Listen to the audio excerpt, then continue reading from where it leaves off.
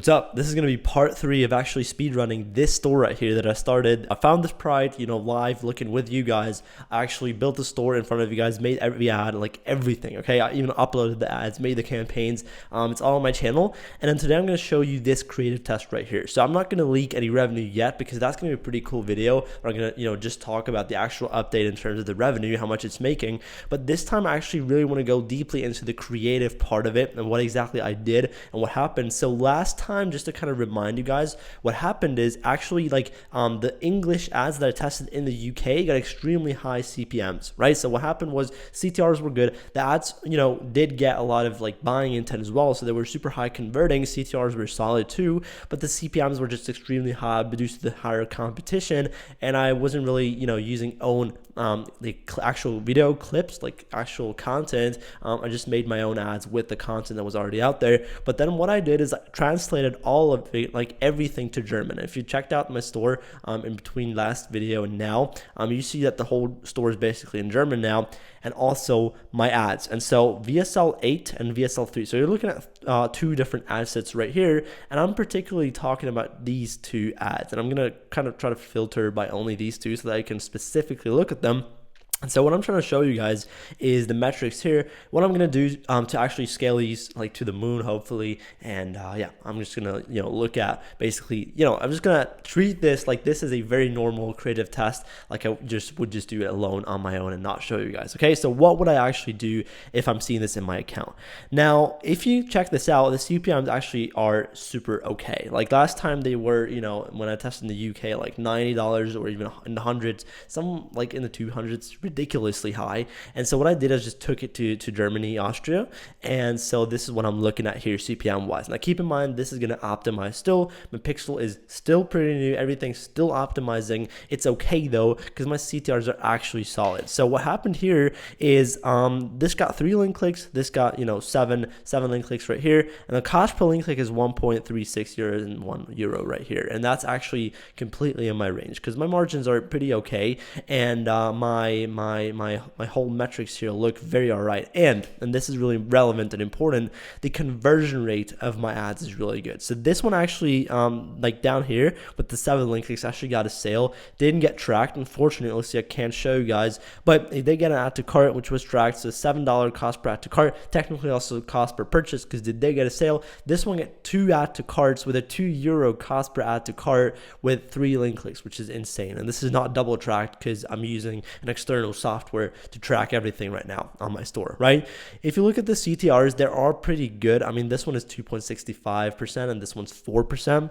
So these are actually, completely in the range. Now, this is a new creative test. So these are not the creatives that you saw last time. I ran those.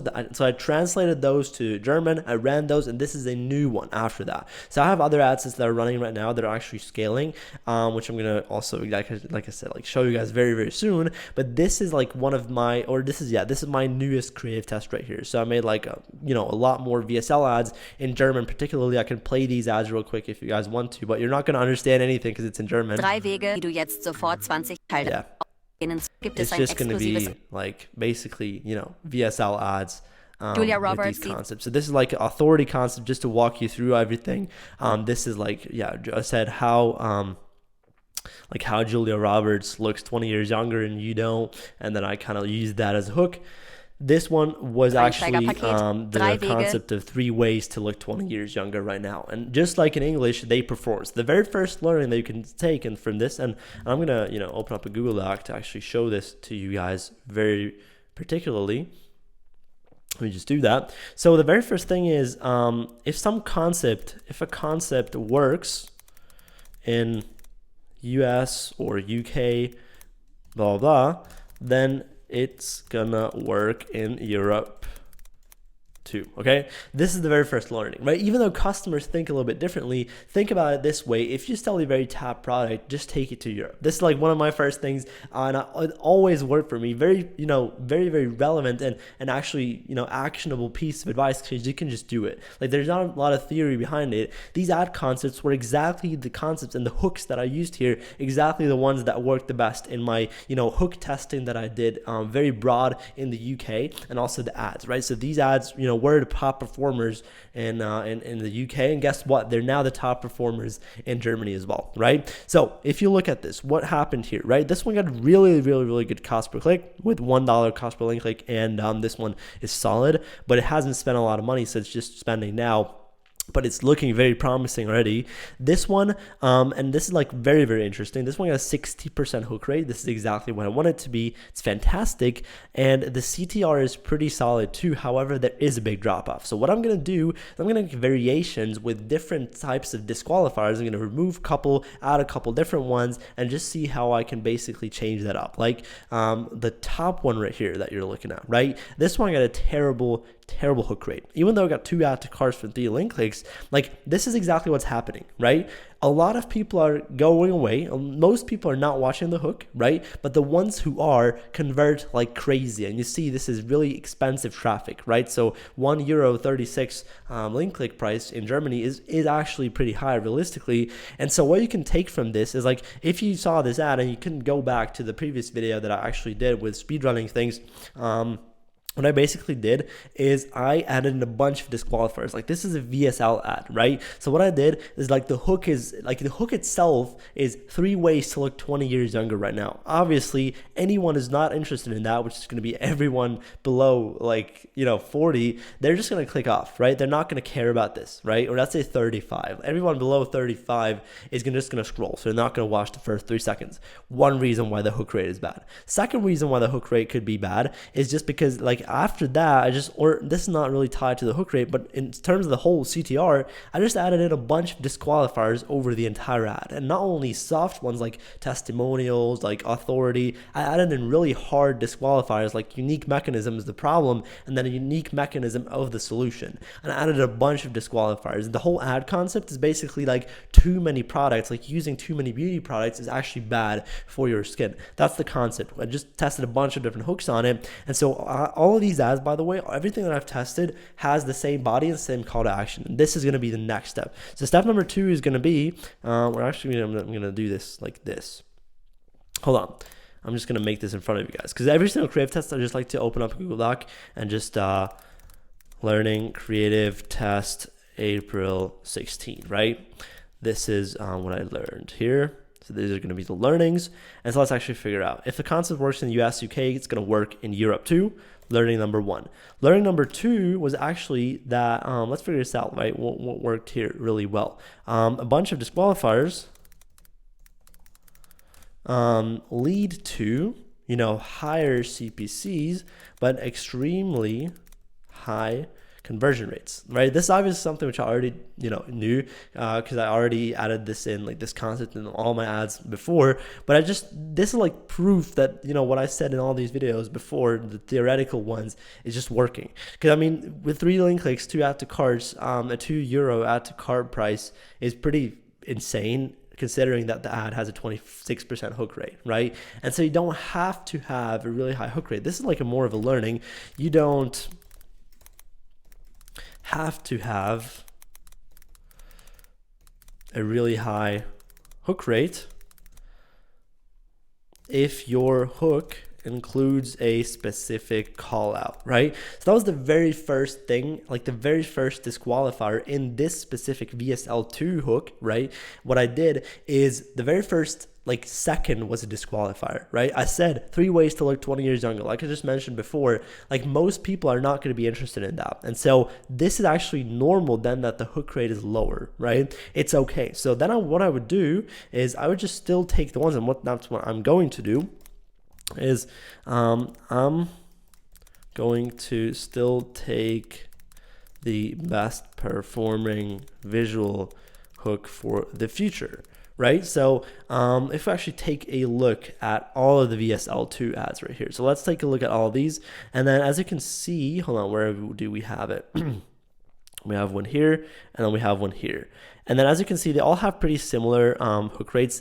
it still was slightly this one, the one that I actually, marked before, the one that I was looking at, the one that did get the buying intent, that would actually the top performing one. So we'll actually still take this visual hook right here, the first clip, which is this, right? The girl kind of going over her face or whatever, right? So this is going to be the visual hook that I'm going to go with for the future.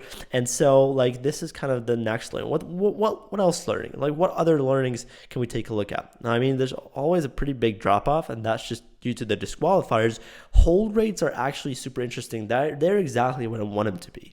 Like, hold rates for any ad that is longer than a minute, honestly, really good that if you even have some. And these people are exactly the type of people that need a really strong call to action, right? So if someone watches a longer than 1 minute ad all the way through the end, they need a very strong call to action.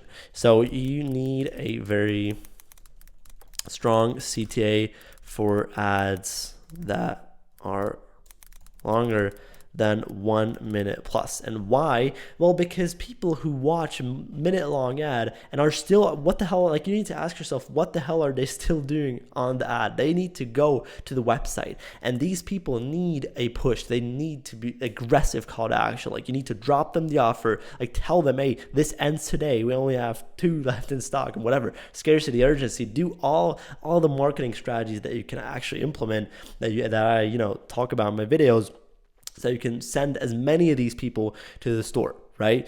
And I mean, this is pretty solid so far. CTRs are okay. I think what I'm going to do, I'm just going to spend more money, right? So that's actually now, instead of learnings, make plans, right? So what are the plans for now, right? Plans for now. Step number 1, and this is actually pretty interesting, spend more money, right? So what I'm going to do, and this is actually the biggest beginner mistake, is they get emotional and they turn off stuff way too early on, way too quickly. And so what's going to happen, obviously, if you do that, is your stuff immediately is just going to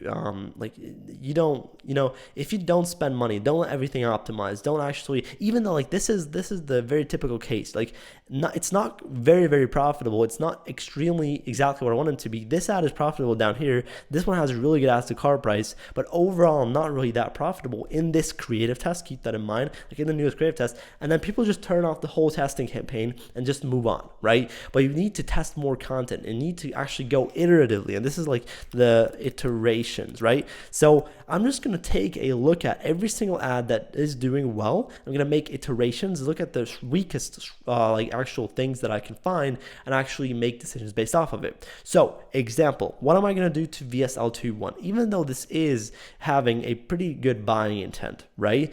The hook rate is 26.55%. So VSL21, and I'm going to write this down.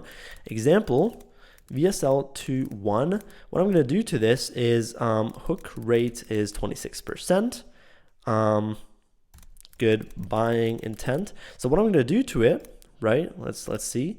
I'm just going to test a bunch of visual hooks for this ad, and I'm going to change nothing else but the visual hook, because even though my very first disqualifier is actually that thing, I just need to get it like to 30, maybe 35%. Imagine what would happen to this ad, right? If I could get 10% more, like 10% points, so like 35% of people, every third impression to watch the first 3 seconds of this very, very, very high converting ad, right? It would be so much better. And so the easiest way to do that is just to have a better, stronger visual hook, because the hook itself is converting. The hook itself had in the hook testing process like a 50-cent CPC, and you can go back one of the previous videos. I just leaked every single hook that I made, every single metric of the hook that I tested, and so like this, I'm seeing this right here. Even though this has a really weak hook rate, good buying intent, I know that the hook is good, right? I know it, but I need to test more visual hooks for this ad, right? So this is like one example of an iteration that I'm going to do.